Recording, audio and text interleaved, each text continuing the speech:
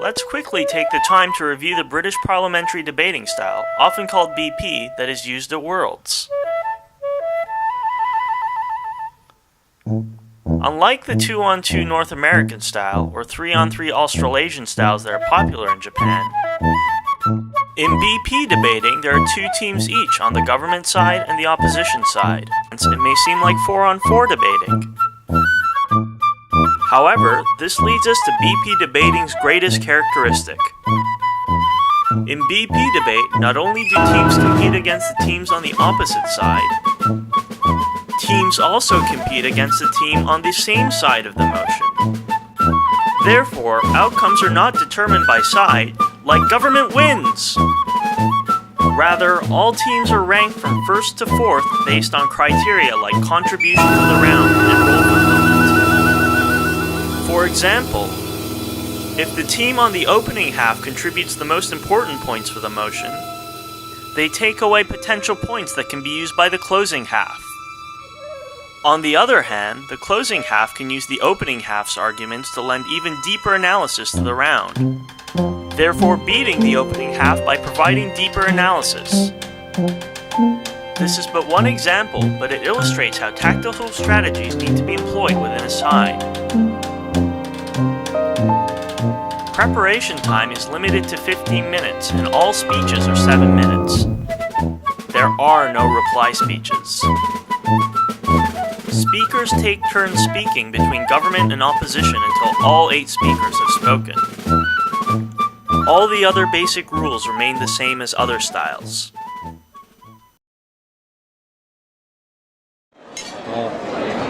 どうしよう。加藤君、1ラウンド目どうでした？いややっぱ、僕は4位になってしまったんですけど、やっぱみんな強いな。すごいカナダの大学とアメリカの大学と当たったんですけど、あんだけ強く反応されたり立論されたらもうかなわないですね。強かった。すごかったですね。強かった。なんでしょうね、なんかあとエグザンプルがすごい多いっていうのは一つ思いましたね。トヨタの経営方針の話とか、なんかアメリカのソーシャルウェルフェアの看板方式とか、なんかそれがポンポン出てきて、おーいやいや。確かに。パートナーのさやさんどうでした？やっぱり大変でした。リピスタイルに慣れてて、爪もすごくなかったし、海外の大学でも日本の話とかよくしてて、アラスカのチームが岸首相の話とかしてきて、はぁ？びっくりしました。すげえ。日本意外と知られてるよね。相手のチームを意識してエグザンプル選んでくる。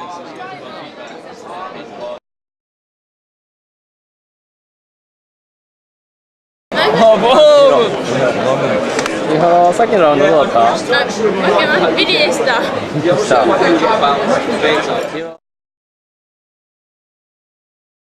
あるんだけど、ディベートとダンスどっちが楽しい？心の中に留めときました。ああ、わかります。はい、いい顔を取れました。そうだな、ディベートですね。ディベートです。さあ、踊るんですか？ディベートと人生だったらディベートです。ディベートと人生だったらディベートです。ディベートと人生だったらディベートです。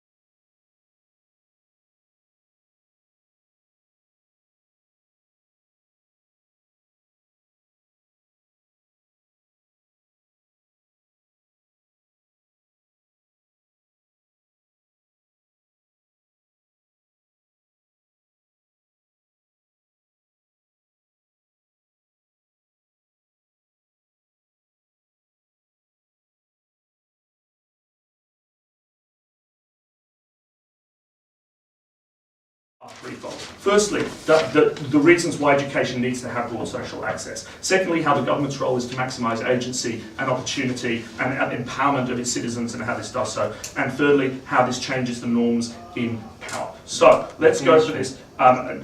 Before that, go. Thank you. They can have confirm your question. Does any girl can go to university and there's no condition? I know, I said those who have the merit to go. In other words, if you have a sufficient level of achievement at secondary in order to get access into a university, your position will now be paid for. This addresses a second problem under status quo, which says that many girls rather, don't pursue or complete secondary education because they know there is no point in doing so. So, in my speech, I quickly rebut what this side of the house said. And secondly, I'll show you our stance. So we won't say that today's proposal is just kind of new discrimination for not female, but for the male, ladies and gentlemen. So kind of it will disrupt the fairness of the education in university, and thus it not incentivized to men who want to go to university, who won't be wealthy to be in this developing country. Mr. Speaker, the principle we stood behind at opening government was that when the state continues to treat unequal groups as though they are equal, they perpetuate inequality. And that's precisely the norm we want to change. We want countries like India and China and Mexico to invest in women, to invest in women's futures, their access and their opportunity. And we think you bring about wide cultural changes as a result of that. And that's something I'm going to be talking about in my speech later on. Thank you for calling, Mr. Speaker. Hello, ladies and gentlemen, members of the House. So, ladies and gentlemen, please don't forget, we are politicians and we are members of government. And we have to think about all of the nation, all of the citizens in developing countries, ladies and gentlemen. The proposal given by the proportion ban is just using the money for only women who want to go to university. But in this way, we couldn't find any clear mechanism why this proposal gives the happiness for all of the citizens. Good afternoon, ladies and gentlemen. For this motion, I really wish they would enact in the United States. It's costing me a fortune.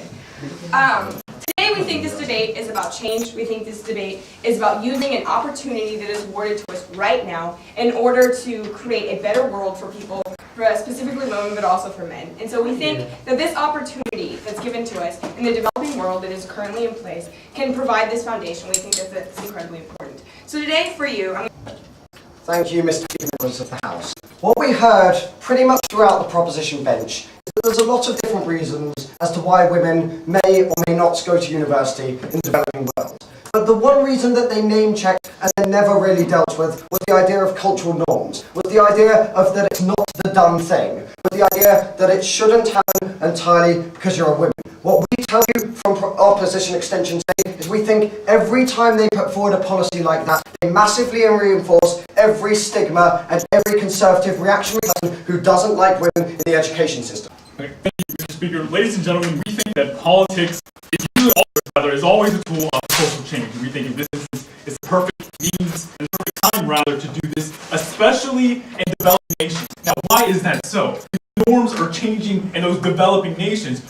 We call them developing nations, but secondly, developing in regards to how they view equality. We think these things are changing, and if you have an opportunity to make sure that advancement can take place, you're morally obligated. This proposal simply does not achieve that. Furthermore, we think it damages the cause of women's rights. So before I go on to talk about, firstly, changes in perceptions of women, and secondly, changes in the practical situation, I'm just going to question one thing which the whip speaker gave us, which was the idea that it's legitimate for the government to act now to transform social values because there's a problem, as though that in itself is an overwhelming reason that we must therefore act. What we say is that it's a much more complex situation. He gave us an example of the 1960s civil rights movement in the US, and we say that, like, okay, the point there is that yes, there was something egregiously harmful